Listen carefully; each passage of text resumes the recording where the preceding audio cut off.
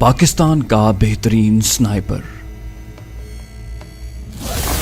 दुनिया में अपनी काबिलियत का लोहा मनवाने वाला, दूर मार निशाने में सबको पीछे छोड़ने वाला, पाकिस्तान के दुश्मनों को तिगनी का नाच नचाने वाला, पाकिस्तान आर्मी की शान, दुश्मन के लिए दहशत की अलामत, शानी जी राजू, और दुश्मन के लिए मौत का दूसरा नाम SS, पाकिस्तान के सबसे मशहूर एक्शन नॉवल का दूसरा हिस्सा। रियाज आकिब कोहलर के कलम से निकला एक और शाहकार।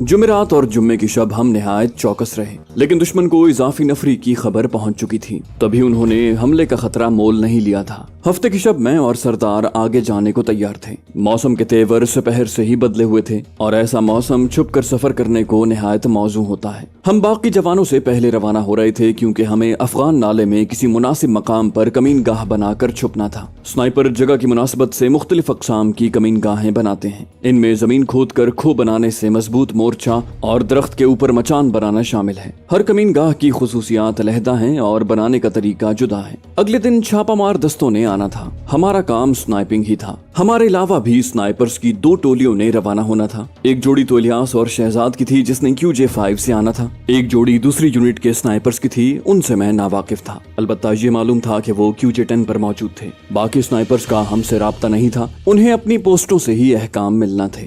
मैंने रेंज मास्टर को प्लास्टिक के मजबूत बैग में डालकर कपड़े के थैले में डाल दिया। सरदार के पास ड्रैगनऑफ स्नाइपर राइफल और तुर्की का इजाद करदा 9mm पिस्टल, जबकि मेरे पास साइलेंसर लगा बरेटा M92 मौजूद था। इटली का इजाद करदा सेमी ऑटोमेटिक खूबसूरत पिस्तौल। इसकी मैगजीन में 15 गोलियों की गुंजाइश होती है। कारकर्दगी में ये किसी भी तरह ग्लॉक से कम नहीं है, अलबत्ता वजन में ग्लॉक से पाव भर और लंबाई में इंच भर ज्यादा है। गोली दोनों में 9mm ही पड़ती है। पाकिस्तान आर्मी में आमतौर पर ग्लॉक और बरेटा इस्तेमाल नहीं होते, लेकिन मेरे पास ग्लॉक 17, ग्लॉक 18 और ग्लॉक 19 के अलावा बरेटा M92 और बरेटा 93 मौजूद थे। ये तमाम मुख्तलिफ मार्कों में मेरे हाथ लगे थे। स्नाइपर राइफलों में बैरेट M107 जो आला मेयार की स्नाइपर राइफल है, वो यूनिट के कोत में मेरे नाम से पड़ी थी और बगैर मेरी इजाजत वो कोई इस्तेमाल नहीं कर सकता था। अलबत्ता वो मैं घर नहीं ले जा सकता था क्योंकि पाकिस्तान आर्मी का कानून इसकी इजाजत नहीं देता। शायद उसका लाइसेंस बनता हो, लेकिन इस बारे में मुझे मालूमात नहीं और न कभी पूछने की जरूरत महसूस की।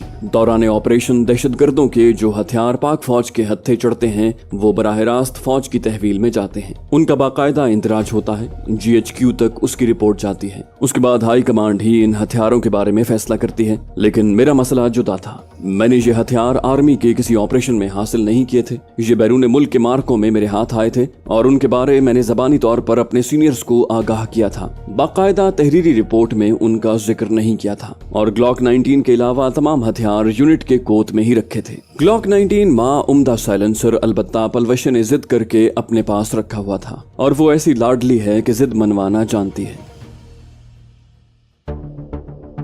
शाम से पहले ही अच्छा खासा अंधेरा छा गया था। जुलाई में भी यहाँ मौसम खासा खुशगवार होता है कि रात को कंबल लेना पड़ता है। बारिश भी बहुत ज्यादा होती है और बारिश की ज्यादती की वजह से ही मौसम खुशगवार रहता है। इशा की नमाज पोस्ट पर पढ़कर हम महतात अंदाज में निकले। बराह रास्त गरबी जानिब उतरने की बजाय हमने फरलांग भर शुमाल की जानिब सफर किया और फिर तिरछा नशेब में उतरने लगे। हमारा रुख शुमाल मगरिब को था। हवा चल रही थी, गाहे गाहे बूंदाबांदी भी होने लगती। हम सादा कपड़ों में थे क्योंकि वर्दी की वजह से दूर ही से हमारी शनाख्त हो जाती। अफगान नाला गैर मदफूआ इलाका है। गैर मदफूआ इलाके से मुराद 2 मुल्कों के दरमियान वो खाली जगह जिस पर किसी मुल्क का कब्जा न हो। इसे अंग्रेजी में नो मैन्स लैंड कहते हैं। इसी वजह से दहशतगर्दों के खिलाफ पाकिस्तान आर्मी वहाँ हेलीकॉप्टर वगैरह भी इस्तेमाल नहीं करती कि फिर अफगान हुकूमत के हाथ एहतजाज करने का बहाना आ जाएगा। रेंज मास्टर मेरे पास थी, जबकि सरदार के झोले में स्नाइपर टीम का दूसरा जरूरी सामान था। गालिबन पहले जिक्र कर चुका हूँ कि स्नाइपर टीम के पास नक्शा, कुतुब नुमा यानी कंपस,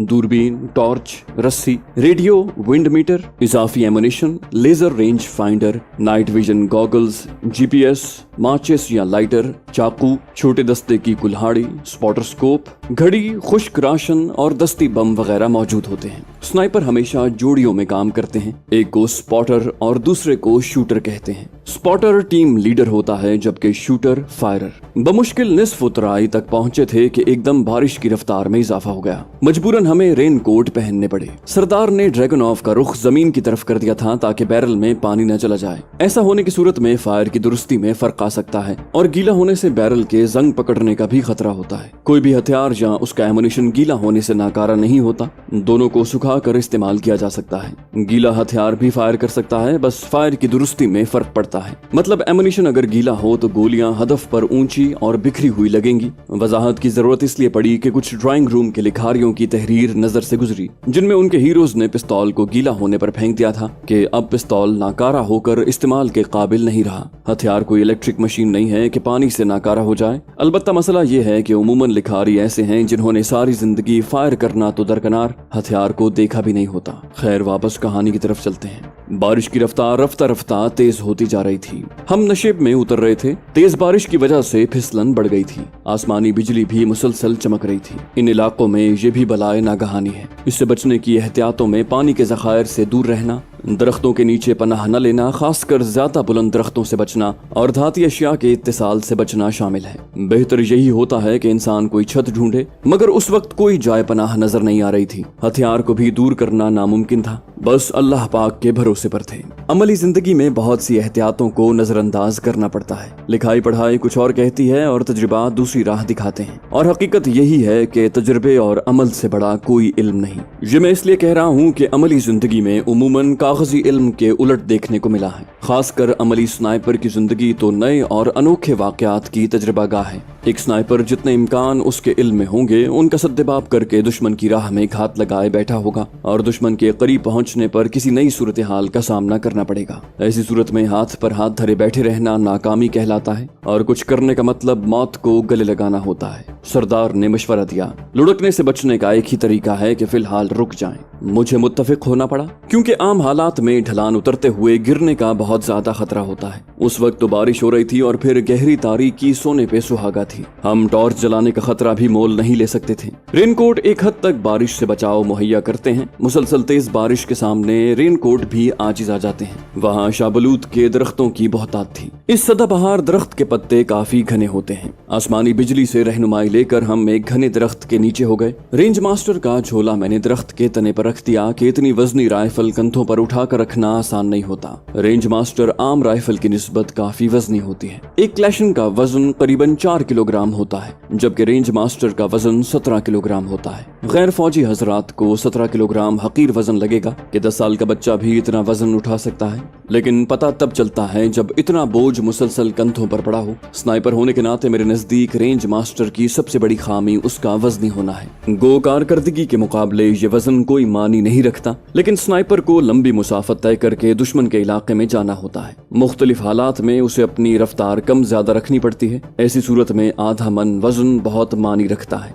बारिश रुकने के आसार नजर नहीं आ रहे थे। सरदार खान ने भी झोला तने पर रखा और दरख्त से टेक लगाकर बैठ गया। यार, ऐसी बारिश में मरियम की याद और जोर पकड़ लेती है। उसके लहजे में उदासी दर आई थी। मरियम लीजोना थी। उसके साथ ही निशिस्त संभालते हुए मैं इत्मीनान से बोला, मुझे तो हर मौसम, हर हालत, हर वक्त यकसां याद आती है। उसने मुंह बनाया, बराह मेहरबानी ये झूठ सिर्फ मेरी बहन के सामने बोला करो। मैं ढिठाई से बोला, पलवशे के सामने तो मैंने कभी इजहार नहीं किया। वो बोला, जितना तुम डरते हो बीवी से शायद ही कोई डरता होगा। मैं तुर्की बतुर्की बोला, डरते तुम हो, मैं डरता तो दूसरी शादी न करता। वो इस्तेहजाई अंदाज में बोला, जैसे मुझे मालूम ही नहीं कि तुमने दूसरी शादी किन हालात में की थी। मैंने कहा, जैसे भी की हो, अगर डरता तो पलवशे की वापसी पर उसे तलाक दे देता। तुम में अगर जुर्रत है तो दूसरी शादी करके दिखाओ। वो फखरिया लहजे में बोला, मेरी भी दूसरी ही शादी है जनाब। मैंने उकसाया, पहली बीवी के होते हुए दूसरी शादी करो। वो मासूमियत से बोला, यार राजे, मेरी मौत के ख्वाहा हो तो खुद ही गोली मार दो।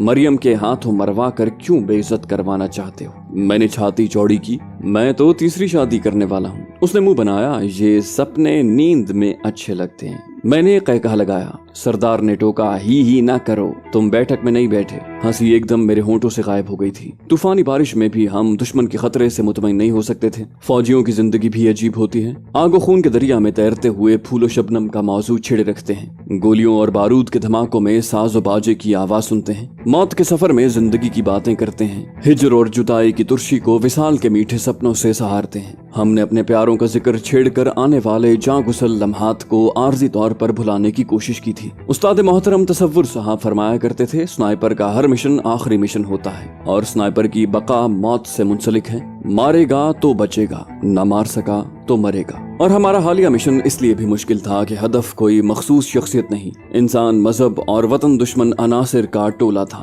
और अफगान नाले में इन लोगों की टोलियां मुर्दार पर इकट्ठे होने वाले गिद्धों की तरह जमा थीं। शायद ही कोई अहम टेकरी हमें खाली मिलती। सरदार ने अंदेशा जाहिर किया, मुमकिन है दुश्मन भी मौसम का फायदा उठाकर हमले का कसद करे। मैंने इस बात में सर हिलाया, फिक्र न करो, कमांडिंग ऑफिसर ने निस्फ नफरी को जागते रहने का हुक्म दिया है। जवान चौकस हैं। दहशतगर्दों ने ऐसी जुर्रत की भी सही तो मुंह की खाएंगे।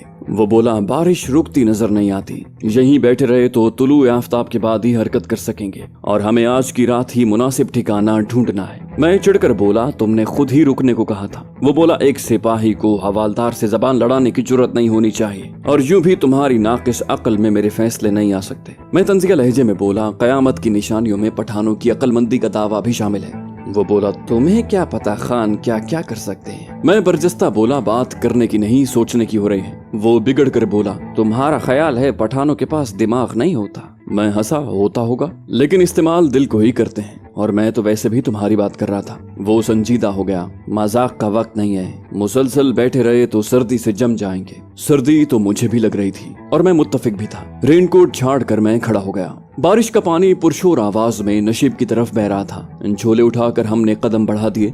ढलान उतरने तक हमें निहायत एहतियात करना थी। हमें आड़ा तिरछा चलकर सफर करना पड़ रहा था। जिन्हें पहाड़ों में सफर करने का तजुर्बा हो चुका हो वो अच्छी तरह जानते होंगे कि बुलंद होने या नशेब में उतरने का आसान और मोहतात तरीका यही है। और इस वक्त बारिश की वजह से हमें ज्यादा एहतियात करना पड़ रही थी। गहरी तारीकी छाई थी, टॉर्च भी नहीं जला सकते थे कि रोशनी बहुत दूर से नजर आ जाती है। थोड़ा फासला तय करके झाड़ियों और कम बुलंद दरख्तों का एक और सिलसिला शुरू हो गया।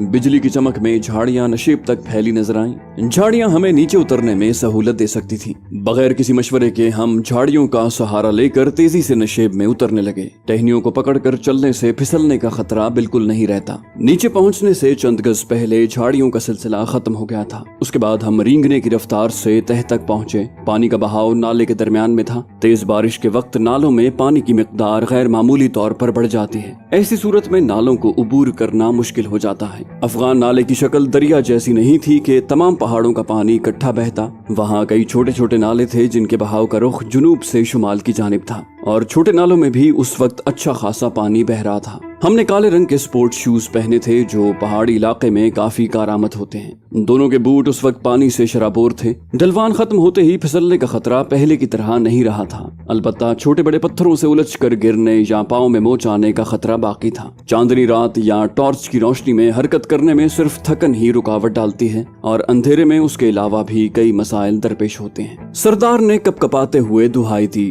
राजे साहब दुश्मन का तो पता नहीं लेकिन आज सर्दी से नहीं बचने वाले। मैंने कहा, अच्छा है, एक पठान तो कम होगा पाकिस्तान से। वो हंसते हुए बोला, पंजाबी भी बचेगा नहीं तो हिसाब बराबर। मैंने हाथ रगड़ते हुए कहा, फिर तो कोई पनाह ढूंढना पड़ेगी। हम नाले में आगे बढ़ने लगे। थोड़ा सा चलते ही मेरे कानों में बातों की हल्की सी आवाज आई। एकदम सरदार का हाथ पकड़कर मैंने हल्के से दबाया। कदम रोककर हमने आवाज की समत कान लगा लिए। उसी वक्त टॉर्च की हल्की सी रोशनी भी दिखाई दी। वो ढलवान के अकब से नमूदार हो रहे थे।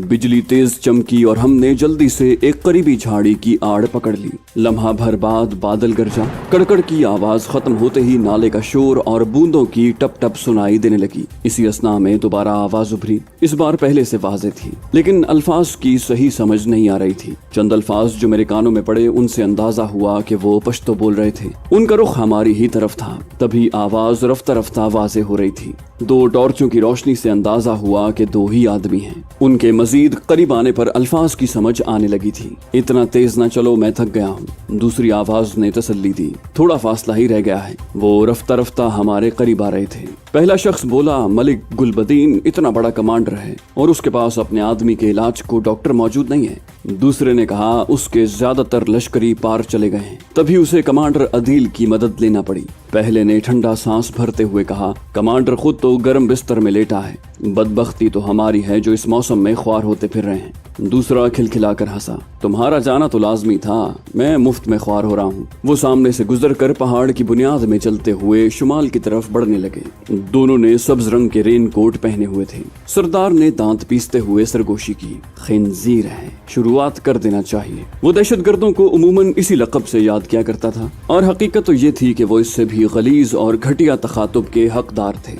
मैं रेंज मास्टर का झोला कंधों से निकाल कर खड़ा हो गया। चलो। सरदार ने भी अपना झोला वहीं छोड़ दिया। वो हमारे सामने से गुजरकर आगे बढ़ गए थे और अब उनकी हमारी जानिब पीठ थी। टॉर्च की रोशनी हमारी बेहतरीन रहनुमाई कर रही थी। सरदार ने पूछा, क्या सोच रहे हो? इसका साफ मतलब यही था कि मुझे ही फायर करना पड़ेगा। यूं भी जब दुरुस्त, मोहतात और कामयाब फायर करने की जरूरत होती, सरदार मुझे ही मौका देता। मैंने साइलेंसर लगा बरेटा हाथ में पकड़ लिया। अलबत्ता पिस्तौल मैंने रेनकोट के नीचे रखा ताकि गीला होकर पिस्तौल की कारकर्दगी में फर्क न पड़े। हमने उनके पीछे कदम बढ़ा दिए। अचानक बिजली जोर से चमकी और मुख्तसर लम्हात का फायदा उठाकर मैंने पिस्तौल वाला हाथ सीधा किया। चमक खत्म होने तक बरेटा की बैरल से चंद ग्राम सीसा निकलकर एक नापाक वजूद से धरती की जान छुड़ा चुका था। सर में लगने वाली गोली ने उसे चीखने का मौका नहीं दिया था। न बारिश और नाले के शोर ने उसके साथी के कानों तक ठक की आवाज पहुंचने दी थी। अलबत्ता उसके औंधे मुंह गिरने पर साथी ने संभल कर चलो का नारा बुलंद करते हुए टॉर्च का रुख उसकी जानिब मोड़ा, मगर वो नसीहतों से बहुत दूर जा चुका था। जब तक उसे साथी की खोपड़ी में खुला रोशनदान नजर आता, सरदार टॉर्च जलाकर उसे रोशनी के हल्के में ले चुका था। अपनी खोपड़ी बचाने को तुम्हें हाथ गर्दन के पीछे बांधने होंगे। वो हकला गया, कौन हो तुम? राजे, इसे शक है। सरदार की बात खत्म होने तक एक और ठक हुई और वो चीख मार कर नीचे गिर गया। मैंने उसकी दाहिनी पिंडली को निशाना बनाया था। उसने कंधे से क्लैशनकोफ लटकाई हुई थी। गिरते साथ उसके हाथ क्लैशनकोफ की तरफ बढ़े। अगर वो फायर करने में कामयाब हो जाता, गोली बेशक हमें न लगती मगर तड़तड़ाहट दुश्मनों को चौकन्ना कर सकती थी। सरदार ने मुख्तसर फासला जकंद भर कर तय किया और क्लैशनकोफ कॉक करने तक उसके सर जा चढ़ा। पांव की भरपूर ठोकर से उसने क्लैशनकोफ दूर फेंकी और अगली ठोकर उसके चेहरे पर रसीद की। आह की आवाज से वो पीछे उलट गया था। वो हकलाते हुए तारुफ करवाने लगा, मैं कमांडर अदील जान का लश्करी हूँ। सरदार ने उसकी जख्मी पिंडली पर पांव रखा। किसी ने पूछा है जो तारुफ करवा रहे हो? उसके मुंह से जोरदार कर्रा खारिज हुई। कौन हो तुम? सरदार उकड़ू बैठा और उसके लंबे बालों में हाथ डालकर जोरदार झटका दिया। तफ्तीश हमने करनी है पुत्र। उसके साथी की टॉर्च उठाकर मैंने पहला सवाल पूछा, तुम्हारा नाम? जवाब देने में उसने देर न की, अब्बासीन खान। मैंने अगला सवाल किया, कहाँ जा रहे थे? वो साफ गोई से बोला, एक साथी को गोली लगी है, उसका इलाज करने। मैं मजीद सवाल पूछने लगा। वो कभी रुक कर और कभी जल्दी जवाब देने लगा। सरदार ने उसकी जख्मी पिंडली पर हाथ रखा हुआ था। जो ही जवाब में सुस्ती दिखाता, सरदार पिंडली को दबा देता और उसकी मज़ाहमत दम तोड़ जाती। जो कुछ मालूम हुआ उसका लुब्बे-लुबाब यही था कि मलिक गुलबदीन के दो लश्करियों में तल्ख कलामी हुई, यहाँ तक कि दोनों ने हथियार निकाल लिए और उन्हें छुड़ाने वाला गोली का निशाना बन गया। मलिक गुलबदीन के ज्यादातर लश्करी पाक फौज की पोस्टों पर हमला करने को बाढ़ से पार जा चुके थे। अफगान नाले में मौजूद उसके आदमियों में कोई ऐसा नहीं था जो जख्मी के जिस्म से गोली निकाल सकता। मजबूरन उन्हें कमांडर अदील जान से मदद मांगना पड़ी। पहले भी बता चुके हैं कि दहशतगर्दों के तमाम जत्थे पाक आर्मी के खिलाफ आर्जी तौर पर इकट्ठे हो गए थे। अदील जान ने मलिक गुलबदीन के दस्ते रास्त कलात खान की दरखास्त पर अब्बासीन खान और सूबा खान को उनकी मदद को भेजा था। अब्बासीन खान इब्तिदाई तिब्बी इमदाद के बारे में अच्छी शुद्ध रखता था। मलिक गुलबदीन खुद वहां हाजिर नहीं था। अच्छी तरह निचोड़ कर सरदार ने कहा, इसे साथी के पास पहुंचा दो। मैंने मुंह बनाया, गोली जाया करना जरूरी है। वो गिड़गिड़ाया, खुदा के लिए मुझे छोड़ दो। सरदार ने दांत पीसे, उसी खुदा के लिए जिसके नाम पर तुम इतने अच्छे काम कर रहे हो। उसने हकलाते हुए पूछा, आप कौन लोग हैं? बेटा हम वही हैं जिनके खिलाफ तुम हमले की मंसूबाबंदी कर रहे थे, मज़ाहिया लहजे में कहते हुए सरदार ने खंजर निकाला और इत्मीनान से उसके गले पर फेर दिया। आखिरी वक्त में उसने हड़बड़ा कर मज़ाहमत की, मगर ये कोशिश नाकाम थी। हंसमुख पठान दुश्मन के खिलाफ कितना सफ़ाक था उसका अंदाजा मुझे कई बार पहले भी हो चुका था। वो अजियत से फड़कने लगा। हमारे दिल में उसके लिए रत्ती भर रहम मौजूद न था। उसके हाथ न जाने कितने मासूमों के खून से रंगे थे, और वहाँ भी उसकी मौजूदगी का मकसद पाक फौज पर हमला करना था। आस्तीन के ऐसे सांपों पर रहम खाना मजलूमों के साथ ज्यादती थी। सरदार ने दोनों की तलाशी ली। जेबों से इंडियन रकम, आईकॉम और हथियारों के अलावा कोई काम की चीज बरामद न हुई। अलबत्ता अबासीन खान के थैले में इब्तिदाई तिब्बी इमदाद का जरूरी सामान, 2-3 किस्म के फोर्सेप यानी जिस्म से गोली निकालने का चिमटी नुमा मखसूस आला, इसके अलावा दर्द कुश गोलियां और टीके और पट्टियां वगैरह रखी थी। लाशों को घसीट कर हमने झाड़ियों के झुंड में फेंका और क्लैशनकोफों को पत्थरों में दबा दिया। इब्तिदाई तिब्बी इमदाद का थैला और आईकॉम सेट भी हमने पास रखना जरूरी समझा। हमारे पास अपनी पोस्ट से मिलाप को केनवुड वायरलेस सेट मौजूद था। मोबाइल फोन की तरह वायरलेस सेट भी मुख्तलिफ कंपनियां बना रही हैं, जिनमें केनवुड, आईकॉम, मोटरोला, हैरिस वगैरह शामिल हैं। इन सेटों में कनेक्शन कार्ड या इस किस्म का कोई बखेड़ा नहीं होता। हर कंपनी के सेट मखसूस फ्रीक्वेंसी पर काम करते हैं, इसलिए दूसरी कंपनी के वायरलेस सेट के साथ मिलाप करना मुमकिन नहीं होता। पहले आर्मी में बड़े रेडियो सेटों का रिवाज था जो काफी वजनी होते थे, अलबत्ता उनका मिलाप भी लंबे फासलों तक हो सकता था। अब छोटे वायरलेस सेट आ गए हैं जिन्हें साथ फिराना निहायत आसान है, लेकिन उनका मिलाप महदूद फासले तक मुमकिन है। अब तो वजीरिस्तान में मोबाइल फोन सर्विस काम कर रही है। इससे पहले आम लोग भी रिश्तेदारों वगैरह से राब्ते को वायरलेस सेट ही इस्तेमाल करते थे। जरूरी कार्रवाई मुकम्मल करने के बाद हम जाने के लिए तैयार थे।